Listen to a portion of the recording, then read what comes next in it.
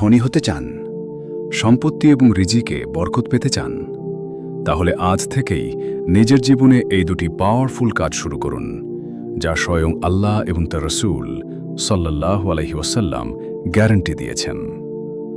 সূরা নূহের 10 থেকে 12 নম্বর আয়াতে আল্লাহ বলছেন, তোমরা তোমাদের রবের কাছে ক্ষমা চাও, ইস্তেগফার করো।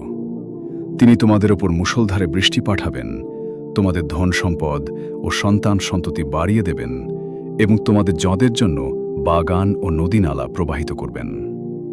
এর মানে হল, আপনি যত বেশি ইস্তেগফার বা আল্লাহর কাছে ক্ষমা চাইবেন, আল্লাহ আপনার রিজিকের বন্ধ দরজাগুলো তত বেশি খুলে দেবেন।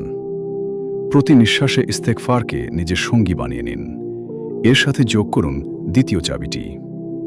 সহিহ বুখারীর 5986 নম্বর হাদিস অনুযায়ী রাসূলুল্লাহ সাল্লাল্লাহু আলাইহি ওয়াসাল্লাম বলেছেন, যে ব্যক্তি তার রিজিক বাড়াতে এবং আয়ু বড়কে চায়, সে যেন তার আত্মীয় স্বজনের সাথে উত্তম সম্পর্ক রাখে।